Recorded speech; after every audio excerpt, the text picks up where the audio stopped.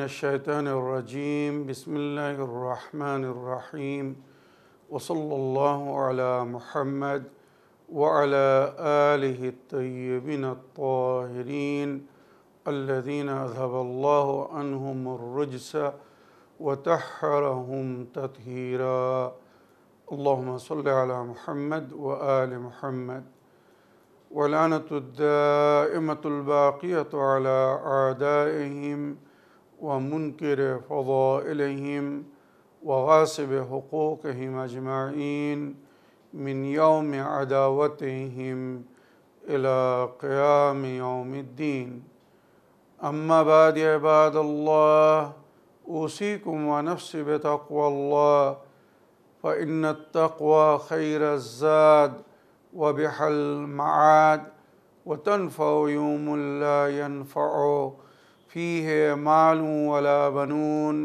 إلا من أتى الله بقلب سليم وصلى الله على محمد وعلى آله الطيبين الطاهرين اللهم صل على محمد وآل محمد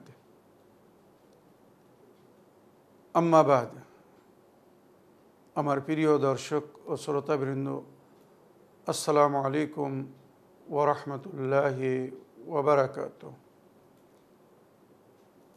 আজ শাওয়াল মাসের ৮ তারিখ, যেদিন জান্নাতুল বাকিকে মিসমার করে দেওয়া হয়েছিল, নবী করিম সাল্লাল্লাহু আলাইহি ওয়াসাল্লামের আলো আহলে বাইতের পবিত্র সমাধি বা কবরগুলোকে ধূলিসাৎ করে দেওয়া হয়েছিল। আমাদের জন্যে বড় দুঃখ ও বেদনার দিন। তাই আপনাদের সকলের খেদমতে আন্তরিক সম্বেদনা ও তাজিয়াত পেশ করছি আজকের এই মর্মাহিত ঘটনা উপলক্ষে। আজ থেকে ঠিক 101 বছর আগে, মনে রাখবেন 8 শাওয়াল 1344 হিজরি, আজ 8 শাওয়াল 1445 হিজরি, তার মানে আজ থেকে 101 বছর আগে জান্নাতুল বাকিতে, ঐরূপ মক্কায় জান্নাতুল মাআলা, ওখানে অনেক পবিত্র সমাধিকে, রওজাকে, কবরকে ওয়াহাবিরা, নাসিবিরা ভেঙে ধূলিসাৎ করে দিয়েছিল। আর যেটা রহস্যের কথা, যে মুফতি ফতোয়া দিয়েছিল যে নবী করিম সাল্লাল্লাহু আলাইহি ওয়াসাল্লাম নাকি বলেছেন কবরের জিয়ারত করা হারাম, কবরকে উঁচু তৈরি করা হারাম। সহিহ মুসলিম এবং সহিহ বুখারীর মধ্যে রওয়ায়াত আছে। আমি ওই মুফতি যে ফতোয়া দিয়েছিল তাকে এবং তার অনুগামী অনুসারীদেরকে বলতে চাই যে সহিহ বুখারীকে সূত্র করে বা যেখান থেকে সূত্র দিয়ে ফতোয়া দিয়েছিল, আজ তারা গিয়ে সেই আব্দুল্লাহ সহিহ বুখারীর কবর দেখুক। তার কবর কোমর সমান উঁচু পাথর দিয়ে তৈরি করা। ইরানে গিয়ে দেখুক ইমাম মুসলিমের কবর জমি থেকে 1.5 থেকে 2 ফুট উঁচু তৈরি করা পাথর দিয়ে। আমার প্রশ্নের আমি উত্তর চাই, আমি যদি ভুল বলি আমাকে বলুন যে হুজুর আপনি অন্যায় বলছেন, জান্নাতুল বাকিতে নবী নিজে যে কবরের জিয়ারত করতেন, নবী করিম সাল্লাল্লাহু আলাইহি ওয়াসাল্লামের জীবনে যে সমস্ত সাহাবীদেরকে, আল্লাহর নেক বান্দাদেরকে ওখানে দাফন করা হয়েছিল, আমি সবসময় আমার আহলে সুন্নাত ভাইদের বই থেকে সূত্র দিয়ে কথা বলি। আমাদের বইতে অনেক কিছু লেখা আছে, হয়তো তারা মানবে না, তাই আমি তাদের বই থেকে সূত্র দিয়ে বলছি। একবার আপনারা সঠিক সূত্র দেখে এবং রওয়ায়াতগুলো জানার পরে এবারে ন্যায় বিচার করুন। সেই নবী করিম সাল্লাল্লাহু আলাইহি ওয়াসাল্লাম কী বলছেন শুনুন। রওয়ায়াত বলছে, সূত্র আগে বলে দেই, ইবনে আবি শায়বা খণ্ড নম্বর 1 পৃষ্ঠা নম্বর 90। আর এই হাদিস যদি আপনারা অন্য বইতে দেখতে চান, ইন্টারনেটে গিয়ে এই হাদিসটা লিখুন, আপনারা অনেক বই পাবেন। আমি নিজে চোখে যেখানে দেখেছি তাই আমি এখানে আপনাদেরকে শোনাচ্ছি। ওয়াফিহে কালা রাসূলুল্লাহ সাল্লাল্লাহু আলাইহি ওয়াসাল্লাম ফা জিব্রাইল আতানি ফা আজাবতহু, জিব্রাইল আমার কাছে এসেছেন আর এসে সালাম করেছেন, আমি তার সালামের উত্তর দিয়েছি। কে বলছেন? নবী করিম সাল্লাল্লাহু আলাইহি ওয়াসাল্লাম। নবী করিম সাল্লাল্লাহু আলাইহি ওয়াসাল্লাম জিব্রাইলকে উত্তর দিলেন। তারপরে জিব্রাইল ওনাকে বললেন, ইন্না রাব্বাকা ইয়া'মুরুকা আন তা'তি আহলাল বাকি ফাতাস্তাগফির লাহুম। জিব্রাইল আল্লাহর তরফ থেকে পয়গাম নিয়ে এসেছেন নবীর কাছে। কি বলছেন? আপনার প্রতিপালক আপনাকে আদেশ করেছেন আপনি জান্নাতুল বাকিতে যান। কোথায়? যেখানে আজ সমস্ত কবরকে ধুলোস্যার করে দেওয়া হয়েছে। ইন্না রাব্বাকা ইয়া'মুরুকা, আপনার প্রতিপালক আপনাকে আদেশ করেছেন, আন তা'তি ইলা আহলিল বাকি, আপনি জান্নাতুল বাকিতে যান। বাকি কবরস্থানের নাম, মদিনায় বিখ্যাত। ফাতাস্তাগফির লাহুম, আর ওখানে যেয়ে তাদের জন্য আল্লাহর কাছে মাগফিরাত তলব করুন। কালাত আয়েশা কাইফা আকুলু লাহুম ইয়া রাসূলুল্লাহ, তখন বিবি আয়েশা ওই সময় ওখানে ছিলেন। তো উনি নবীর কাছে জিজ্ঞাসা করলেন যে আমরা আপনার তাসি করে, তাসি মানে আপনাকে ফলো করে যদি জান্নাতুল বাকিতে যাই, তো আমরা ওখানে যেয়ে মৃতদেরকে কি বলবো, কিভাবে সম্বোধিত করব? কালা রাসূলুল্লাহ সাল্লাল্লাহু আলাইহি ওয়াসাল্লাম, তখন নবী করিম সাল্লাল্লাহু আলাইহি ওয়াসাল্লাম বললেন, আমি সূত্র বললাম, আহলে সুন্নাত ভাইদের বইতে কিন্তু এইভাবে লেখা হয়েছে, কুলি আসসালামু আলা আহলিদ দিয়ার মিনাল মুমিনিন ওয়াল মুসলিমিন, এই কবরস্থানে যারা বসবাস করছে, আহলে দিয়ার আল গুরবা বলা হয়েছে, মানে যারা এখন অসহায়, মানে জানি না কে কবরে কি অবস্থায় জীবনযাপন করছে, তাই ওদেরকে বলা হয়েছে কুলি আসসালামু আলা আহলিল দিয়ার মিনাল মুমিনিন ওয়াল মুসলিমিন, এখানে যারা মুমিনিন বা মুসলিমিন দাফন হয়ে আছে তাদের সকলের উপরে আমার সালাম। নবী কবরস্থানে গিয়ে মৃতদেরকে সালাম করছেন। আর আমাদেরকে বলা হয় ইমাম নবীদের কবরে যে সালাম করা, জিয়ারত করা বা সালাম করা বিদাত। তারা এই রওয়ায়াতগুলো দেখে নিক। নবী বলছেন কবরস্থানে যাও জান্নাতুল বাকিতে, আর গিয়ে বলো আসসালামু আলা আহলিল দিয়ার মিনাল মুমিনিন ওয়াল মুসলিমিন ওয়া ইয়ারহামুল্লাহ আল মুস্তাকদিমিনা মিন্না, আমাদের আগে যারা পরলোক গমন করেছে, মানে এই কবরস্থানবাসী হয়েছে, জান্নাতুল বাকিতে যাদের দাফন করা হয়েছে, আল্লাহ তাদের উপরে রহম করুন বা রহম করুক। ওয়াল মুস্তাখিরিন, ওইরূপ যারা পরে এখানে দাফন হবে, আল্লাহ তাদের উপরে রহম করুন, দয়া করুন, মায়া, তাদের উপরে রহমতের বর্ষণ করুন। ইন্না ওয়া ইনশাআল্লাহ বেকুম লাহিকুন, আমরাও তোমাদের থেকে মুলহাক হব, মানে তোমরা আজ যে পরলোক গমন করেছো, একদিন আমরাও পরলোক গমন করব। তোমরা যে গোরস্থানে পৌঁছে গেছো, একদিন আমরাও কবরস্থানে পৌঁছে যাব। এইভাবে নবী করিম সাল্লাল্লাহু আলাইহি ওয়াসাল্লাম বললেন, তোমরা কবরস্থানে গিয়ে বাকিতে গিয়ে সালাম করো। যে কবরস্থানে গিয়ে নবী সালাম করতেন। এবারে রিয়েল হিস্ট্রি বা ইসলামিক সঠিক ইতিহাস আপনাদেরকে বলতে চাই। নবী করিম সাল্লাল্লাহু আলাইহি ওয়াসাল্লামের যুগে যখন জান্নাতুল বাকিতে কাউকে দাফন করা হতো, মনে রাখবেন, অতি সারাংশ বা সংক্ষিপ্ত আমি বলছি, জান্নাতুল বাকিতে কমসে কম 70 জন নবীর সাহাবী, কমসে কম, আর রওয়ায়াতে 10,000 পর্যন্ত লেখা হয়েছে, তবে কমসে কম যে সাহাবীদেরকে নবী নিজে হাতে দাফন করেছিলেন জান্নাতুল বাকিতে, তার সংখ্যা কমসে কম 70 লেখা হয়েছে। 70 জন সাহাবীকে নবী নিজে হাতে কবরস্থানে দাফন করেছিলেন জান্নাতুল বাকিতে, তাদের কবরকেও ধুলোস্যার করে দেওয়া হয়েছে। একবার ভেবে দেখুন। আমি উম্মতে মুসলিমের কাছে জিজ্ঞাসা করছি, যদি কেউ আপনার মাতা পিতার কবরকে ধুলোস্যার করে দেয়, আপনি আপনার মাতা পিতাকে সম্মানের সঙ্গে দাফন করেছেন, সুন্দর করে কবর তৈরি করেছেন, যেটা ইসলামে অনুমতি দেওয়া হয়েছে। কারণ নবী করিম সাল্লাল্লাহু আলাইহি ওয়াসাল্লামের যুগে যেভাবে দাফন হতো, এবারে শুনুন, নবী করিম সাল্লাল্লাহু আলাইহি ওয়াসাল্লামের যুগে যখন জান্নাতুল বাকিতে বা জান্নাতুল মাআলায় কাউকে দাফন করা হতো, তো মনে রাখবেন ওখানে মরুভূম, রেগিস্তান, আর সূর্য গরম। আপনারা যারা আরব দেশে থাকে বা আছে তাদের কাছে জিজ্ঞাসা করে দেখুন, অনেক গরম। তো যখন কাউকে দাফন করা হতো, তো দাফন করার পরে তার কবরের উপরে মনে করুন ওই যে মরুভূমির বালি বা মাটি দিয়ে তাকে ঢেকে দেওয়া হতো। তো যখন ওপরে সূর্যের তাপ হতো আর ওই বালি গরম হতো, তো ভেতরে আরও গরম হতো। মানে কবর যেখানে কোনো দরজা জানলা নেই, একবার আপনারা মানে একটা ধারণা করতে পারেন, ইমেজিন করতে পারেন যে কি অবস্থা হতে পারে।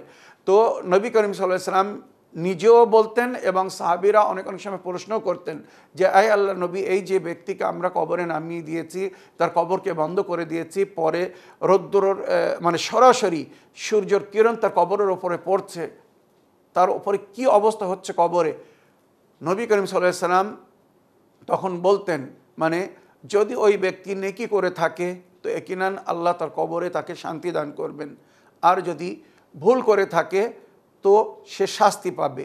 তবে তোমরা নিজের আপনদের মায়ায় মহব্বতে তাদেরকে যদি শান্তি দিতে চাও, তো এখানে নবী করিম সাল্লাল্লাহু আলাইহি ওয়াসাল্লাম একটি হাদিস বললেন, তুরাহ ইয়া মাআশিরাল মুসলিমিন তুরাহিমু আলা আমওয়াতিকুম ওয়াসকুরুহুম বিল খায়র। আয় মুসলিম সমাজ, তোমরা নিজেদের মৃত্যুর ওপরে রহম করো আর নেকির সঙ্গে তাদেরকে স্মরণ করো। তারা মারা গিয়েছে বলে তাদেরকে ভুলিয়ে দিও না, তাদেরকে ভুলে যেও না, নেকির সঙ্গে স্মরণ করতে বলা হয়েছে। তার মানে তাদের জন্য সাদকা করতে বলা হয়েছে, দান খয়রাত করতে বলা হয়েছে, তাদের নামে যে যে নেকি করা সম্ভব, যেটা হাদিসেও উল্লেখ হয়েছে। নবী বলেছেন ইহদুল আমওয়াতিকুম, নিজের মৃতদেরকে উপহার দাও, তোহফা দাও। কাহফা নুহদিল আমওয়াতেনা, সাহাবীরা জিজ্ঞাসা করলেন আয় আল্লাহ নবী, আমরা নিজের মৃতদেরকে কিভাবে উপহার দেবো, তোহফা দেবো? তো নবী করিম সাল্লাল্লাহু আলাইহি ওয়াসাল্লাম বললেন বিসসাদাকা ওয়াল খায়রাত ওয়াল ইকসা ওয়াল ইতআম। এইভাবে নবী অনেক নেকির জিকির করলেন যে তাদের তরফ থেকে সাদকা দাও, তাদের রুহের শান্তির জন্য সাদকা দাও। সাদকা বালা মুসিবতকে তুলে নেয় বা বালা মুসিবত থেকে রক্ষা করে।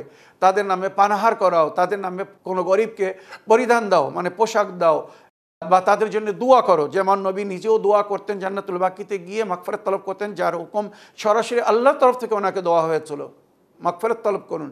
তো মাগফিরাত তলব করতে বলা হয়েছে। এইভাবে নিজের মরহুমিনদেরকে আমরা উপহার দিতে পারি। তো নবী জান্নাতুল বাকিতে বা জান্নাতুল মাআলায় দাফন করার পরে ওই যে রৌদ্রের ওপরে থাকতো কবর, তো ওখানে যেটা আমরা ইতিহাসে পেয়েছি বা আমাদের রওয়ায়াতের মধ্যে উল্লেখ হয়েছে, সুন্নত কবরের মাথার কাছে, মানে যে ব্যক্তি মারা গিয়েছে তার সিরহানা মানে মাথার কাছে কোনো একটা গাছ লাগানো, আর এর মধ্যে মন্দির গাছ বা কুলের গাছ, এই দুটো গাছের উল্লেখ বেশি হয়েছে। মন্দির গাছ বা কুলের গাছ, এই দুটো গাছের উল্লেখ হয়েছে রওয়ায়াতের মধ্যে, যে গাছ লাগাও যাতে ওই কবরের উপরে তার ছায়া পড়ে, একটা কবর যেন ঠান্ডা থাকে। আর মনে রাখবেন নবী করিম সাল্লাল্লাহু আলাইহি ওয়াসাল্লাম নিজেও করেছিলেন এবং নিজের সাহাবীদেরকে বলেছিলেন 40 দিন পর্যন্ত তোমরা প্রতিদিন এসে নিজের মরহুমিনদের কবরের উপরে পানি ছড়াও। এর কারণ কয়েকটা কারণ বলা হয়েছে, তার মধ্যে দুটো কারণ আমি উল্লেখ করছি। একটি হচ্ছে যে যখন ঝড় বাতাস হতো তো কবরের ওপর থেকে বালি সরে যেত, তো যাতে ওই বালি না সরে যায় তাই নবী বলতেন কমসে কম 40 দিন পর্যন্ত ওই কবরের উপরে প্রতিদিন পানি দাও, যাতে ওই বালি মাটি বসে যায়, জমে যায়। বুঝতে পেরেছেন? তো 40 দিন পর্যন্ত পানি দিতে বলতেন। আর দ্বিতীয় পানি দেওয়ার কারণ যেটা বলা হয়েছে, যে কবরের ওপরে যখন তোমরা বারবার পানি দেবে তো কবরের ওপরের জমি গরম হবে না, ঠান্ডা থাকবে। আর যখন ঠান্ডা থাকবে তো ওর মধ্যে যে যে মরহুম দাফন করা হয়েছে কমস কম 40 দিন পর্যন্ত ওই অবস্থায় থাকে। মানে আপনারা জানেন 40 দিন পরে আস্তে আস্তে মানে ওই শরীর গলা শুরু হয়ে যায় বা পছন্দ ধরে, অনেক ইতিহাস যেগুলো লেখা হয়েছে। তবে জান্নাতুল বাকির সম্পর্কে যেটা আমরা পেয়েছি, ওখানে নাকি এত তাড়াতাড়ি নেক আল্লাহর ওলিরা যারা ওখানে দাফন হয়, আল্লাহর নেক বান্দারা, তাদের শরীর এত তাড়াতাড়ি জমির সঙ্গে মিশে যায় না। এগুলো নিয়ে অন্য কখনো আলোচনা করব। জান্নাতুল বাকির মাটি থেকে একটা সুগন্ধ আসে। আর তৃতীয় যেটা সাহাবীরা করেছিলেন নবীর যুগে আর নবী করিম সাল্লাল্লাহু আলাইহি ওয়াসাল্লামের সামনে করেছিলেন, এটা যদি বিদআত হয়ে থাকতো নবী প্রতিবাদ করতেন, মানা করতেন যে এটা করো না। আর সেটা কি ছিল? কিছু মানে ছেলেদের, যুবক ছেলেদের তাদের পিতা পরলোক গমন করেছে।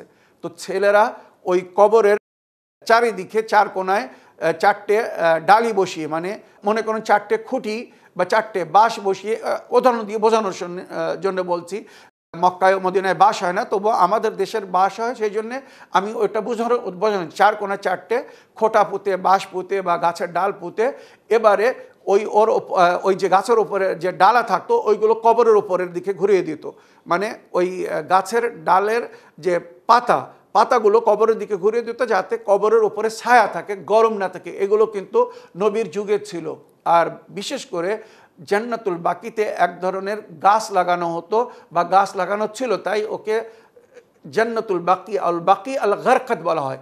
কাটা গাছ, কাটা মানে ওই গাছে কাটা হয় খুব, আর মানে উঁচু উঁচু গাছ হয়, আর ওই গাছের ছায়া কবরের উপরে পড়তো, তো ওই জন্য বাকি আল গারকাত বলা হয়েছে। আবার কিছু লোকেরা বলেছে ওই গাছ ছোট ছোট হতো, যাতে ওখানে অন্য পশু প্রাণী গিয়ে মানে কবরের বেহুরমতি না করে, কবরকে না খোঁড়ে, না ভাঙে, তাই ওই ছোট ছোট কাটা গাছ আল্লাহর তরফ থেকে সৃষ্টি হয়েছিল। তো এগুলো সব একটা সংকেত যে কবরের সম্মান করো, কবরের হেফাজত করো। নবীর সামনে এগুলো হয়েছিল, আর নবী মানা করেননি। আর কওলে মাসুম, ফেলে মাসুম, তাকরিরে মাসুম, তিনটে জিনিসকে শরিয়াতে হুজ্জত বলা হয়েছে। নবী বা ইমামরা মাসুম, ওনাদের কথাবার্তা বা ওনাদের কার্য ফেল আমাদের জন্য হুজ্জত। আর তাকরিরে মাসুম মানে মাসুমের সামনে যদি কিছু হয় আর সেখানে যদি মাসুম চুপ থাকেন, তার মানে উনি সমর্থন দিচ্ছেন। কেননা আমরা হয়তো ভুল দেখে চুপ থাকতে পারি, মাসুমরা, নবীরা, ইমামরা কোনো ভুল দেখে চুপ থাকতে পারেন না। তো ওনাদের সামনে কবরস্থানে, যেটা ইতিহাসে লেখা হয়েছে বা প্রাচীন ফটোর মধ্যে আছে, কবরের উপরে টম তৈরি করে দেওয়া হতো, মানে কবরকে ছায়া করার জন্য, যাতে ওই কবরবাসীর কবর ঠান্ডা থাকে আর সে শান্তিতে থাকতে পারে। এইটা হচ্ছে মেন উদ্দেশ্য। তো কবরের উপরে টম করে দেওয়া হতো, কেউ ছোট ছোট মাঠান তৈরি করে দিত।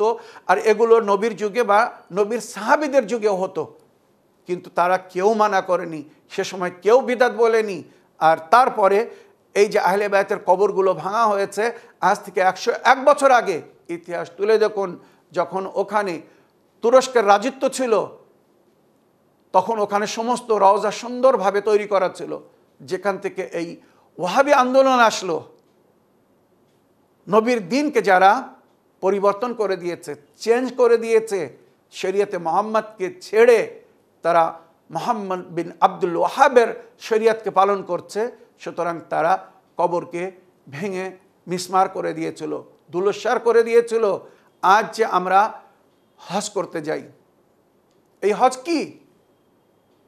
যদি মানুষ একবার বুঝতো, কখনো ওই সমস্ত পাপীদের সমর্থন করতো না, যারা নবী ও নবীর আহলে বায়তের জীবনে তাদের উপরে জুলুম করেছে, আর মারা যাওয়ার পরেও তাদের উপরে জুলুম হচ্ছে, কিন্তু কেউ প্রতিবাদ করছে না। আজ ৮ শাওয়াল প্রতিবাদ করার দিন। আপনারা যা সেই নিজের এলাকায়, নিজের মসজিদ থেকে, নিজের গ্রামে, নিজের শহরে এই ওয়াহাবিদের বিরুদ্ধে, এই নজদিদের বিরুদ্ধে, এই নাসিবীদের বিরুদ্ধে প্রতিবাদ করুন, ন্যায়ের আওয়াজ বুলন্দ করুন, হক কথা বলুন, যেটা সত্য। যে আমরা হজ করতে গিয়ে এক নবী ও তার পরিবারের ঘটনাকে স্মরণ করে সেখানে কিছু কাজ করি, যাকে হজ বলা হয়। এই পবিত্র কাবা ঘর, এবার আমি ক্লিয়ার আপনাদেরকে আয়নার মতো দেখিয়ে দিচ্ছি, বুঝিয়ে দিচ্ছি। আর এখানে আর একটা কথা বলে দিই, ইব্রাহিম নবী এবং ওনার পরিবারের স্মৃতি স্মরণের নাম হচ্ছে হজ। আর আমাদের নবীকে এবং ওনার আলকে সমস্ত নবীর আল বা পরিবারের চেয়ে উত্তম বলা হয়েছে। দরুদে ইব্রাহিমি যারা পড়ে তারা একবার ভালো করে মন দিয়ে শুনুন। আল্লাহুম্মা সাল্লি আলা মুহাম্মদ ওয়া আলি মুহাম্মদ কামা সাল্লাইতা আলা ইব্রাহিম ওয়া আলি ইব্রাহিম। আল্লাহুম্মা ইরহাম আলা মুহাম্মদ ওয়া আলি মুহাম্মদ কামা তারহামতা আলা ইব্রাহিম ওয়া আলি ইব্রাহিম। এইভাবে যারা দরুদ পাঠ করেন তারা একবার শুনুন। হজ পবিত্র কাবা ঘরের তওয়াফ থেকে এহরাম বেঁধে আমরা কাবা ঘরে যাই, আর কাবা ঘরের তওয়াফ থেকে হজ শুরু হয়, তাই তো? এই তওয়াফ সর্বপ্রথম কে করেছিলেন? ওই কাবা ঘরের দেওয়াল উঁচু করেছিলেন, যেটা কোরআন বলছে, জানাবে ইসমাইল ও ইব্রাহিম, দুই বাপ বেটা মিলে কাবা ঘরের মানে যে এখন স্মৃতি বা যে ঘরটা আমরা দেখছি, এটা কিন্তু প্রথমে এমন ছিল না। মনে রাখবেন, যেটা বাস্তব বলছি, এর ভিত রেখেছিলেন জানাবে আদম নবী আলাইহিসসালাম। কাবা ঘরের ইতিহাস, বিস্তারিত ইতিহাস কখনো শোনাবো। জানাবে আদম ভিত রেখেছিলেন, আর সেই ভিতকে উচ্চ করে এই ঘরের রূপ দিয়েছিলেন ইব্রাহিম নবী এবং ওনার ছেলে ইসমাইল নবী। এই ঘরের রূপ দেওয়ার পরে সর্বপ্রথম ওই ঘরের তওয়াফ করেছিলেন ইব্রাহিম নবী এবং ওনার পরিবার, ওনার ছেলে বা ওনার বউ। আর ওখানে জানাবে ইসমাইল এবং জানাবে ইব্রাহিম নামাজ পড়েছিলেন। তাই মাকামে ইব্রাহিম আপনারা বিখ্যাত জানেন, ওই মাকামে ইব্রাহিমের পিছনে দাঁড়িয়ে 2 রাকাত নামাজ পড়তে তওয়াফ করার পরে। তো জানাবে ইব্রাহিম নবী তওয়াফ করেছিলেন বা ওনার ছেলে ইসমাইল নবী তওয়াফ করেছিলেন, ওনারা নামাজ পড়েছিলেন বলে আমরা ওখানে তওয়াফ করি আর নামাজ পড়ি। তারপরে জানাবে হাজরা নিজের ছেলের মায়ায় মহব্বতে সাফা ও মারওয়া পাহাড়ের মাঝখানে পানির জন্য ছোটাছুটি করেছিলেন, দৌড়েছিলেন বলে ওটাকে হজের অংশ করা হয়েছে। ওখানে হাজিরা ছোটাছুটি করে, দৌড়ায় সাফা ও মারওয়ার মাঝখানে, যার জিকির কোরআনের মধ্যে হয়েছে। তবে মনে রাখবেন, এখন এটা সাফা ও মারওয়ার মাঝখানে ছোটাছুটি হয়, এক সময় ছিল যেটা কোরআনের মধ্যে উল্লেখ হয়েছে। আমি সবসময় হক কথা বলি এবং যেটা বাস্তব সেটা নিয়েই আলোচনা করি। এখানে কোরআন বলছে ইন্না সাফা ওয়াল মারওয়া মিন শাআইরিল্লাহ, ইন্না সাফা ওয়াল মারওয়া, সূরা বাকারা আয়াত নম্বর 157 এবং 58 আপনারা তুলে দেখতে পারেন। ইন্না সাফা ওয়াল মারওয়া মিন শাআইরিল্লাহ, সাফা এবং মারওয়া দুটি আল্লাহর নিশানি, দুটি পাহাড়, দুটি নিশানি। পাহাড় যদি আল্লাহর নিশানি হতে পারে, তো ওই পাহাড় যাদের মাধ্যমে সম্মান পেয়েছে তারা কি আল্লাহর নিশানি হতে পারে না? আসুন আগে দেখুন, ইন্না সাফা ওয়াল মারওয়া মিন শাআইরিল্লাহ, সাফা এবং মারওয়া আল্লাহর নিশানি। ফামান হাজ্জাল বাইতা আও ইতামারা ফালা জুনাহ আলাইহি আন ইয়াতাওয়াফা বিহিমা, যারা কেউ হজে যাবে বা উমরা করতে যাবে তাদের জন্য কোনো অসুবিধা নেই তারা যদি এই দুই পাহাড়ে তওয়াফ করে। এই দুই পাহাড়ে তওয়াফ করা মানে মনে রাখবেন, আগে ওই পাহাড়ের চারিদিক থেকে হাজিরা ঘুরে তওয়াফ করতো, খানে কাবা তওয়াফ করতো, প্লাস এই দুই পাহাড়কে সম্মান দান করা হয়েছে। এর অনেক ইতিহাস আছে যে সাফা কেন সম্মানিত, মারওয়া কেন সম্মানিত। যাক, তো পাহাড়ের তওয়াফ করতো। এখানে কোরআনে পরিষ্কার শব্দ ব্যবহার হয়েছে, ফালা জুনাহ আলাইহি আন ইয়াতাওয়াফা বিহিমা, মানে এই দুই পাহাড়ের তওয়াফ করে, যেটাকে পরে দুই পাহাড়ের মাঝখানে সাই করা, ওটাকেই তওয়াফ গণনা করা হয়েছে। ওমান তাতাওয়া খাইরান, যদি কেউ এর বেশি করতে চায়, একের বেশি অধিক তওয়াফ করতে চায়, বা হজে যেটা ফরজ, মনে করুন 7 বার সাই করতে হবে দুই পাহাড়ের মাঝখানে, যদি এই ফরজ আদায় করার পরে কেউ যদি সাফা মারওয়ার মাঝখানে এমনিও ঘুরতে চায়, হজের অংশ মনে করে না বা ওমরার অংশ মনে করে না, তাতেও সওয়াব রাখা আছে। মনে করবেন কেউ যদি শুধু খানে কাবার তওয়াফ করছে, 1 বার না 2 বার না 10 বার 50 বার করছে নেক নিয়াতে, যে আল্লাহর ঘরে আমি তওয়াফ করছি, এতে সওয়াব। এটা কিন্তু হজের অংশ না বা ওমরার অংশ মনে করে না, এটা শুধু তওয়াফ, মুস্তাহাব তওয়াফ, একটাও করতে পারে 10টাও করতে পারে। ওইরূপ সাফা আর মারওয়ার মাঝখানে 7 বার তওয়াফ সাই করা হজের বা ওমরার অংশ। কিন্তু তাছাড়া যদি কেউ 1 বার 2 বার 4 বার 10 বার 20 বার যাতায়াত করতে চায় করতে পারে, এই জন্য সে সওয়াব পাবে, যেটাকে কোরআনে বলছে ওমান তাতাওয়া খাইরান ফাইন্নাল্লাহা শাকিরুন আলাইহি, শাকিরুন, আল্লাহ তাকে ধন্যবাদ জানাবে এবং আল্লাহ সকলের নেকিকে জানেন।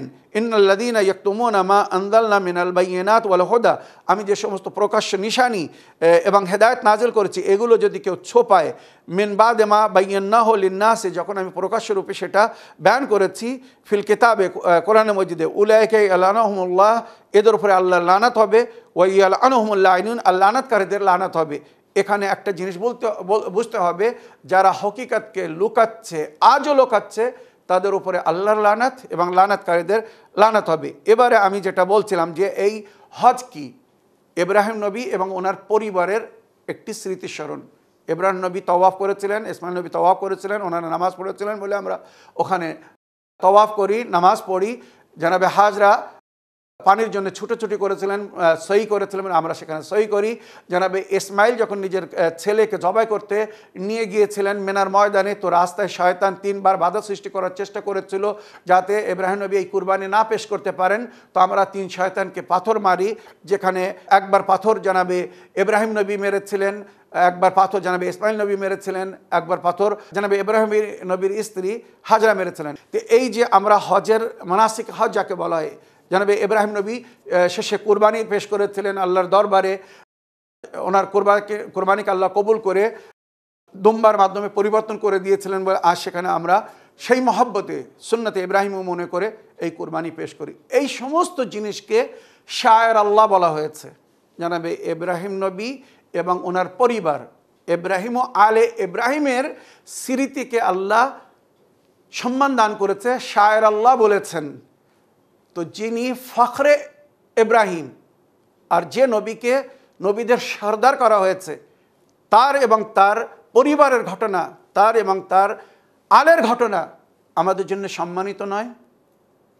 জান্নাতুল বাকি যেখানে নবী নিজে জিয়ারত করতে যেতেন, আজ আমাদেরকে জিয়ারত করতে গেলে তাড়িয়ে দেওয়া হয়, জিয়ারত পড়তে দেওয়া হয় না। এরা কারা করছে? কোরআন পরিষ্কার বলছে, যারা আল্লাহর কাজে বাধা সৃষ্টি করে, নেক কাজে বাধা সৃষ্টি করে, আল্লাহর জিকির করতে মানা করে, এরা হচ্ছে শয়তান এবং শয়তানের অনুগামী অনুসারী। নবী করিম সাল্লাল্লাহু আলাইহি সাল্লাম নিজের কবরের জিয়ারতের জন্য আমন্ত্রণ জানিয়েছিলেন। হাজিরা যখন হজ করতে যায়, তারা যখন হজ করে ফিরে আসে, সমস্ত বাড়ির দরজায় একটা হাদিস লেখা হয়, মনজারানি বাদা ওয়াফাতি ও বাদা মামাতি, দুইভাবে হাদিস উল্লেখ করেছে, মনজারানি বাদা ওয়াফাতি ও মনজারানি বাদা মামাতি কান্নহু জারানি ফি হায়াতি। যে আমার জিয়ারত করেছে আমার ওয়াফাতের পরে বা আমার পরলোকগমনের পরে, তমন সে আমার জীবনে আমার জিয়ারত করেছে। তো ওখানে আহলান ওয়া সাহলান বিল হাজ ওয়া জায়ের লেখা হয়, মানে হাজি এবং জায়ের রসুলকে সালাম জানানো হয়। নবী করিম সাল্লাল্লাহু আলাইহি সাল্লাম বলেছেন, মনজারানি যুরতুহু ফি কবরিহি, যে আমার জিয়ারত করবে আমি কবরে তার জিয়ারত করতে আসব। উম্মাতে মুসলিমা, এখনও আপনাদের কাছে আমি অনুরোধ করছি, আপনারা অন্যায়ের বিরুদ্ধে প্রতিবাদ করুন, অন্যায়ের বিরুদ্ধে আওয়াজ তুলুন। নবী করিম সাল্লাল্লাহু আলাইহি সাল্লামের যদি শেফাত পেতে চান, তো নবী করিম সাল্লাল্লাহু আলাইহি সাল্লাম বলেছেন, যারা আমাকে ভালোবাসে তারা আমার মহব্বতে আমার আহলে বায়াতকে যেন ভালোবাসে, আর যারা আমাকে কষ্ট দিয়েছে, যারা আমার আহলে বায়াতকে কষ্ট দিয়েছে, তারা আমাকে কষ্ট দিয়েছে। তো আহলে বায়াতের কবরকে যারা ভেঙেছে, নবী করিম সাল্লাল্লাহু আলাইহি সাল্লাম তাদের থেকে কি খুশি হবেন না দুঃখিত? নবী তাদের এই কর্ম থেকে সন্তুষ্ট না দুঃখিত, আহত, কষ্ট পেয়েছেন? যদি নবী দুঃখিত হয়ে থাকেন, কষ্ট পেয়ে থাকেন, তো যারা যারা তাদেরকে সমর্থন করছে, যারা মদিনায় বা মক্কায় পবিত্র সমাধিগুলোকে ভেঙে দিয়েছে, মনে রাখবেন হাসরের ময়দানে এরা নবীকে মুখ দেখাতে পারবে না, এরা নবীর শেফাত পাবে না। কেননা নবী করিম সাল্লাল্লাহু আলাইহি সাল্লাম তাদেরকে বলবেন, তোমরা আমার পরে আমার উপরে জুলুম করেছো, আমার উপরে অত্যাচার করেছো। কেননা আমার আহলে বায়তের উপরে জুলুম করা মানে আমার উপরে জুলুম করা, আমার আহলে বায়তের উপরে অত্যাচার করা মানে আমার উপরে অত্যাচার করা। নবী করিম সাল্লাল্লাহু আলাইহি সাল্লাম যখন সফর থেকে ফিরে আসতেন, তো সর্বপ্রথম আহলে বায়তের দরওয়াজায় গিয়ে বলতেন, আসসালামু আলাইকুম ইয়া আহলে বাইতিন নবুওয়া। আর যখন সফরে যেতেন সে সময়ও সালাম করে যেতেন, আসসালামু আলাইকুম ইয়া আহলে বাইতিন নবুওয়া।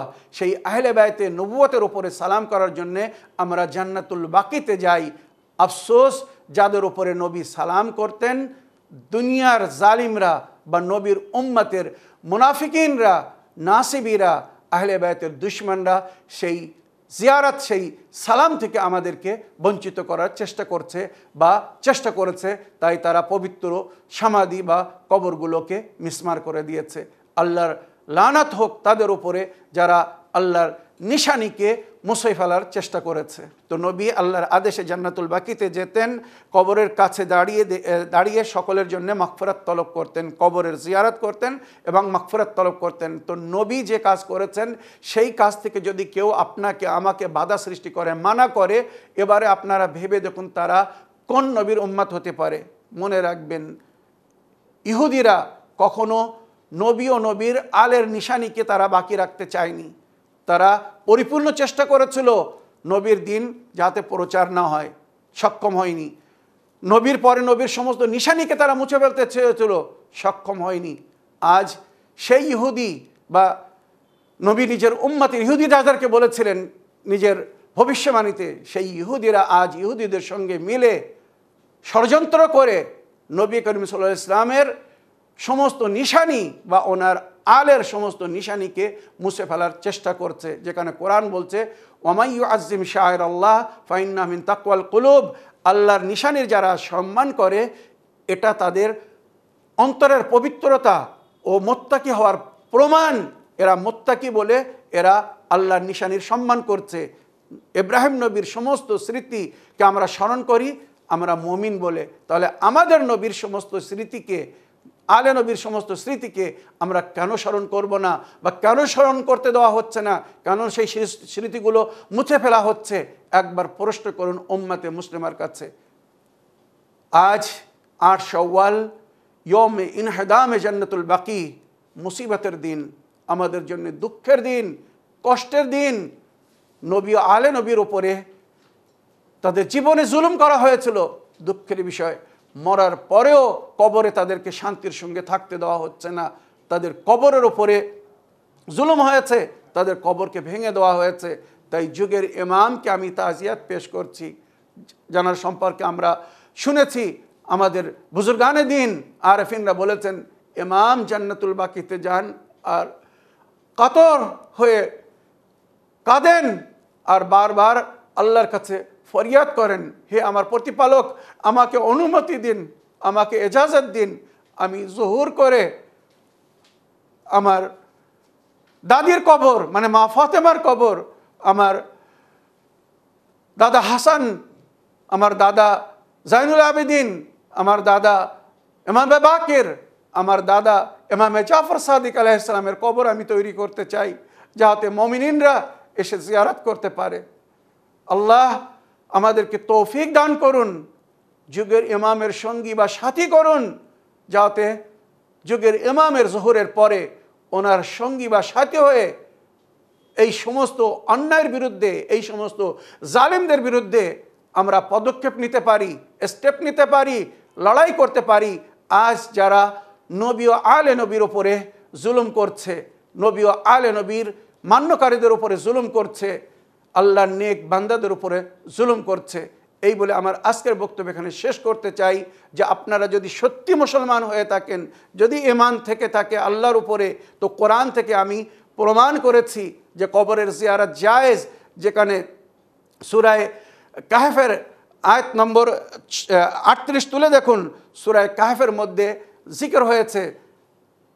সেই সময়ের মুমিনিনরা বলেছিল যে এখানে আমরা মসজিদ তৈরি করে আল্লাহকে স্মরণ করব, যেখানে আসহাবে কাহফের কবর আছে, বা যে গুফায় ওনারা লুকিয়েছিলেন, রওয়ায়াত হিসেবে ওনারা ওই গুফার মধ্যেই পল্লব গমন করেছেন বা ঘুমিয়ে আছেন।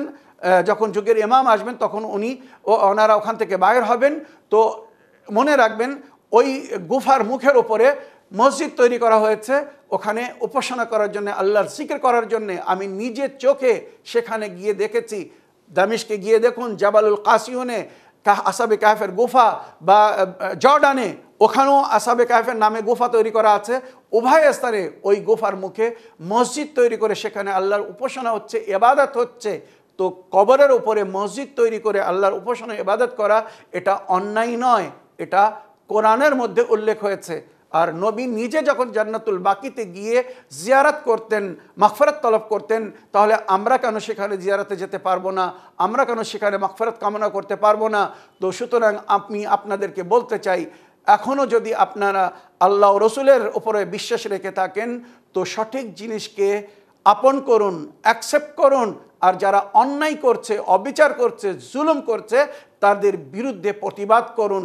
এটাই আপনার নেক মুমিন হওয়ার, বা কোরআন যেটা বলেছে ওয়ামাই ইয়াজ্জিম শাআইরাল্লাহ ফাইন্নাহা মিন তাকওয়াল কুলুব, যারা আল্লাহর নিশানির সম্মান করে এটা তাদের অন্তরের পবিত্রতার প্রমাণ, তাকওয়ার প্রমাণ। যদি আপনি মুত্তাকি হয়ে থাকেন, পরহেজগার হয়ে থাকেন, আপনার অন্তরে আল্লাহর ভয় থেকে থাকে, আপনি যদি অন্তর থেকে আল্লাহর আহকামের সম্মান করে থাকেন, তো আল্লাহ রাব্বুল আলামিন যাদেরকে সম্মান দান করেছেন তাদের সম্মান দান করুন। যাদেরকে নবী সালাম করতেন তাদেরকে সালাম করুন। এই বলে আমার আজকের বক্তব্য এখানে শেষ করলাম।